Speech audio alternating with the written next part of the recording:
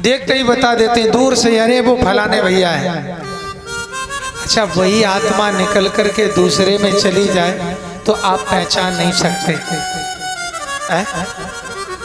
जबकि पंच तत्व से निर्मित शरीर, ये जब तक आत्मा है तब तक ही ये सक्रिय रहता है, और आत्मा निकल जाए तो फिर हिल नहीं सकता। अच्छा, शरीर जो है 3 गति होती हैं। यदि आत्मा इस शरीर से निकल जाए और कहीं वन बेहड़ में इस शरीर को फेंक दिया जाए तो जानवर खा जाए, आग लगा दी जाए तो मुट्ठी भर राख बन जाए, और जमीन में गाड़ दिया जाए तो कीड़े पड़ जाए, सड़ जाए। अच्छा, शरीर की तो ये गतियां होती हैं। आत्मा कहां जाए? अच्छा, आत्मा जो है, लोग कहते हैं कि कर्मों का फल भोगना ही पड़ेगा, और भोगना पड़ता है। अच्छा, ये भी कहा है कि आत्मा परमात्मा में विलीन हो जाती है।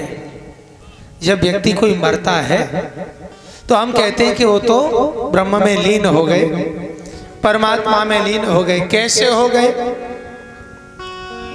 अच्छा, दुनिया में इतनी आत्माएं हैं, वो आत्मा इसी प्रकार विलीन हो जाती है जैसे एक किसी बड़े पात्र में पानी भरा हो और 5 किलो नमक उसमें डाल दो, तो उस शाम तक रखा रहने दो, आपको नमक मिलेगा? नमक कहाँ चला जाएगा? पानी में मिल जाएगा, फिर वो तुम्हें नहीं मिल सकता। लेकिन भक्तों, ध्यान रखना, ऐसा होता सत्पुरुषों के लिए ये है, महात्माओं के लिए जो सत्य मार्ग पर चल करके अपने जीवन को व्यतीत करते हैं, उन्हीं की आत्मा को पुनः परमात्मा में विलीन होने का अवसर प्राप्त होता है। बाकी तो भटकते हैं। गरुड़ पुराण के अनुसार यदि देखा जाए, ध्यान रखना भक्तों, आजकल हम सब लोग बड़ी जल्दी में हैं। अगर किसी की मृत्यु हो जाए तो 12 दिन बैठ करके घर रह नहीं सकते। अब तो इतना हो गया है भैया कि 5 दिन हो गए, उससे शांति हवन कर दो। कौन 12-13 दिन इंतजार करे?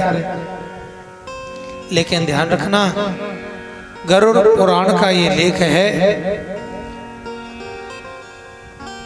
कि शांति पाठ जो होता है या त्रयोदशी संस्कार होता है, वो 11 दिन से पहले करना ही नहीं चाहिए। क्यों?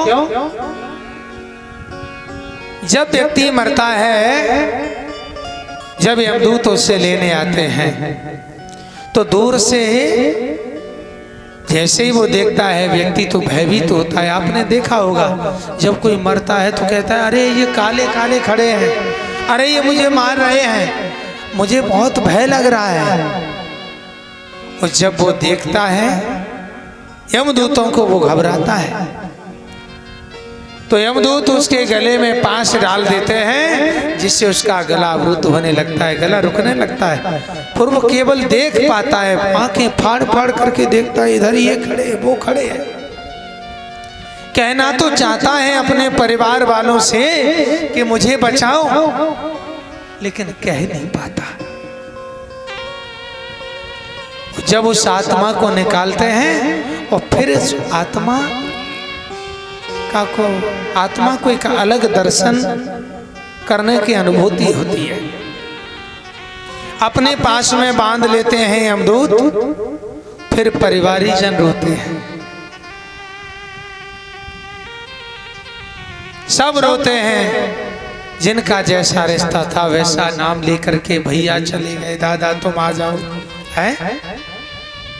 और यमदूत उसे पास में बांध करके दिखाते हैं कि देख, पूरे जीवन तूने कमाई की है और अपने परिवार को पाला, वो आज तेरे लिए क्या क्या कर रहे हैं। उधर तैयारी होती है कि शमशान ले चलो, तो आत्मा सब देखती है। फिर यमदूत उसी शमशान तक ले जाते हैं और आत्मा देखती है, अपने शरीर में प्रवेश करना चाहती है, परिवार वालों से कहना चाहती, उसे ऐसा अनुभव नहीं होता है कि हम इस शरीर को छोड़ चुके हैं। वो कहना चाहती है आत्मा सबसे कि अरे हम हैं, क्यों रो रहे हो। दुख तो तब होता है उसे, आत्मा का प्रेम तो तब टूटता है जब उसका अपना बेटा उसे दाग देता है। यमदूत कहते हैं कि देख, तेरे ही बेटा ने तुझे आग लगाई है, तेरे शरीर। फिर क्या होता है, यमदूत अपने पास में बांध करके छोड़ देते हैं। अब वो कहीं भाग नहीं सकता, वो घर के सामने ही किसी वृक्ष पर या किसी भी स्थान पर बैठता है और 11 दिन तक वो आत्मा यहीं रहती है, ऐसा लिखा है।